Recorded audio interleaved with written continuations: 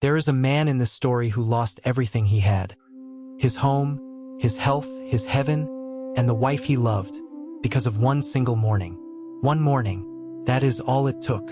And there is a day in this story that gave it all back to him. This is the original story of Yogini Ekadashi. It is not a modern retelling. It is the account preserved in the Brahma-vaivarta Purana, spoken by Lord Krishna himself to the King Yudhishthira, when the king asked him about the sacred 11th day of the dark fortnight. Listen carefully, because this is a story about a man who fell, and it was not the falling that saved him. Far above the world we know, on the slopes of the great mountain, there stands a city called Alakapuri, a city of the Yakshas, gleaming with gold, watered by streams that never run dry. And in that city ruled Kubera, the keeper of the treasures of the gods, the wealthiest being in all creation. But Kubera did not spend his days counting his gold.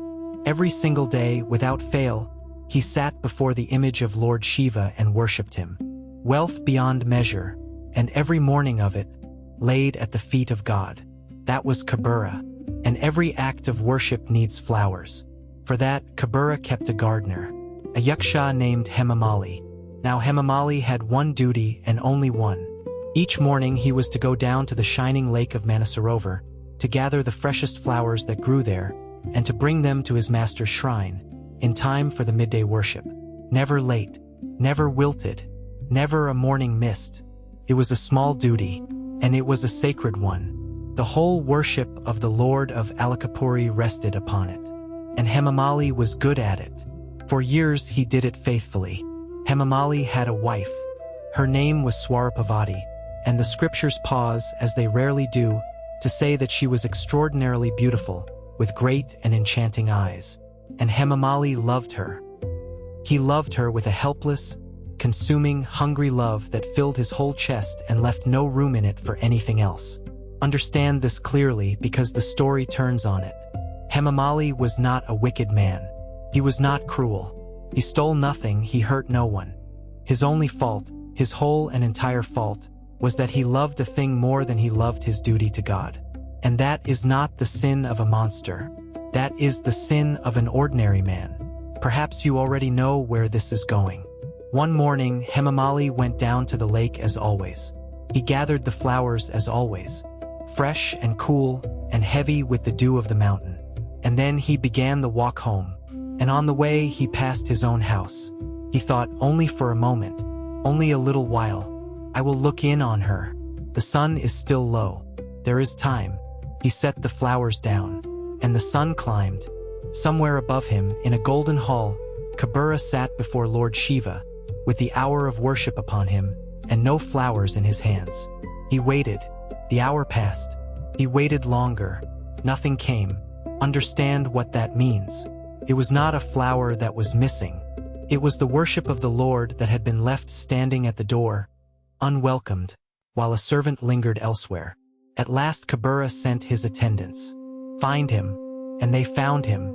And they came back, and they told their master exactly where Hemamālī was, and what he had been doing, and that the flowers meant for Lord Shiva were lying forgotten, warming in the sun.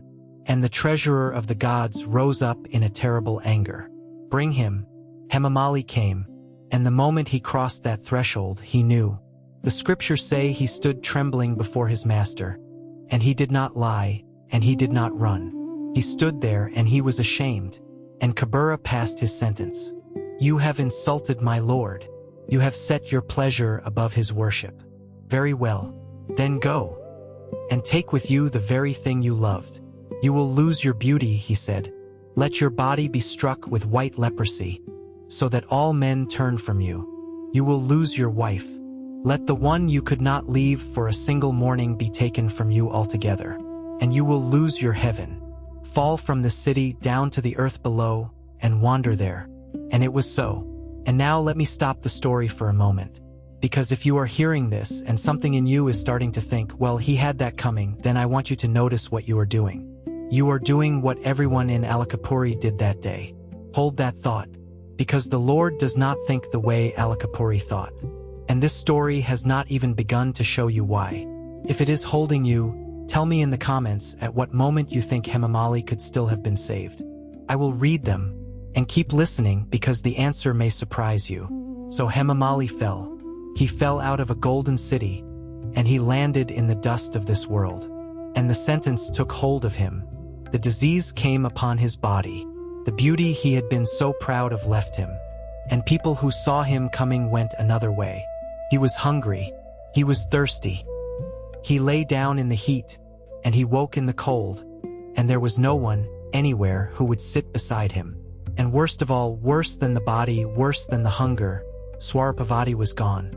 The one morning he had spent with her had cost him every morning that was ever going to come. He wandered like that for a long time. But the scriptures tell us one strange and beautiful thing about those years. Hemamālī did not forget. Most souls, when they fall, lose the memory of what they were.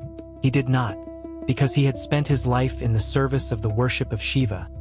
Even that flawed, distracted, imperfect service. A thread of grace was left in him, and he remembered everything. He remembered Alakapuri. He remembered his master. He remembered what he had done, which sounds like a punishment, and it was the mercy that saved him. Because a man who has forgotten his sin cannot repent of it, and a man who remembers can. So he did not sink. He walked, broken and diseased and alone. He walked north, toward the mountains and the forests and the silence.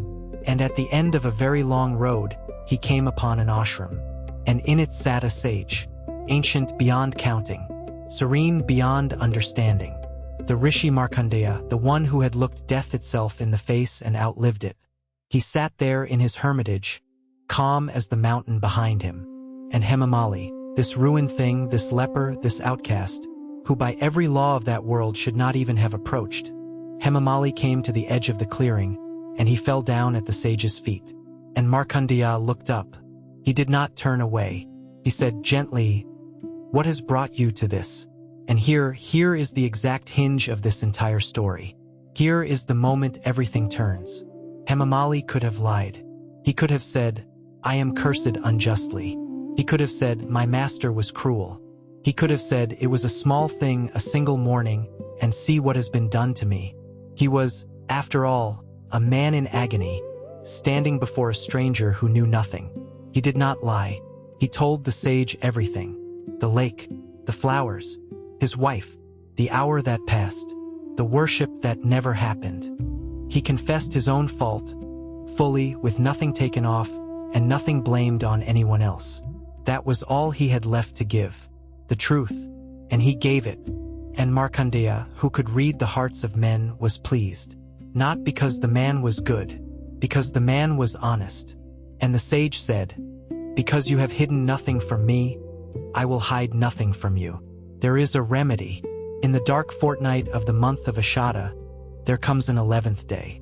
It is called Yogini Ekadashi. Keep it. Fast upon it. Turn your heart on that one day toward Lord Vishnu with faith. And the sage told him what no one in that golden city had told him, that no fault a man commits is larger than the grace of the Lord, and that the sins of a lifetime can be undone by the sincere keeping of a single sacred day. Hear that again. The curse of Kubera, the treasurer of the gods, whose word had cast a man out of heaven, was not stronger than one day of turning toward God. And Hemamālī, who had nothing else in all the world, kept that fast.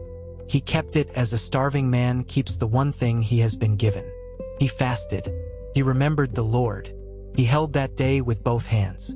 And when the fast was completed, and the sun rose on the morning after, Hemamālī looked at his own hands, and the skin was clean, the disease was gone, the long wounds of the road were gone, the beauty that had been taken from him had come back to him, and this time it was not the beauty he had been so proud of.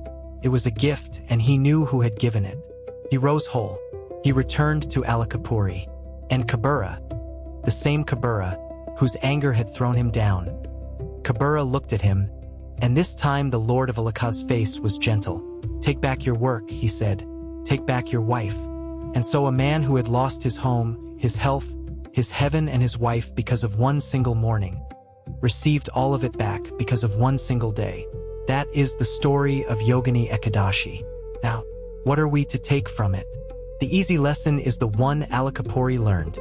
Do your duty, and do not let your pleasures make you late. That is true, but it is not why Krishna told this story. Look again at what actually saved Hemamālī. It was not his strength, he had none left. It was not his goodness, he had failed. It was not even his repentance alone. It was that at the very bottom of his life, when he had nothing left to protect, he told the truth about himself. And then he took hold of the one day that was offered to him. That is all. Honesty and one day. The scriptures say that the one who keeps this fast with faith receives merit greater than feeding 88,000 holy men. They say it destroys sins and heals disease and restores what was lost. But do not hear that as a bargain. Hemamālī did not fast to buy a cure. He fasted because a sage had shown him a door, and he walked through it. The cure came after as a gift, not as a payment. And if you are listening to this and thinking, my fault is too old or too heavy or too shameful, and I am too far down the road for any single day to reach me, then understand that this story was preserved across thousands of years for you, because a man fell out of heaven for it, and a single day brought him home. And one thing more, for anyone listening who keeps no vows and holds no faith, the day is still good to you, a day of lightness for the body, a day of quiet for the mind, a day of honesty with yourself about the thing you love more than you should. Keep it for that alone, and you will not have wasted it.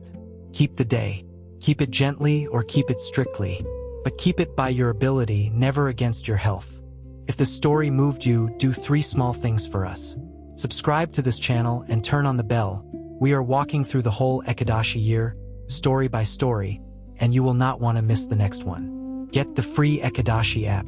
The link is in the description, right below this video. It will tell you the exact date of every Ekadashi and your own city's timings, and it will remind you so that you never miss one the way Hemamālī missed one morning. If you already have it, open it and tap update. And share this with one person who is carrying something heavy. You may be the sage at the end of their long road. Tell us in the comments, what did Hemamālī get right? Was it the fasting?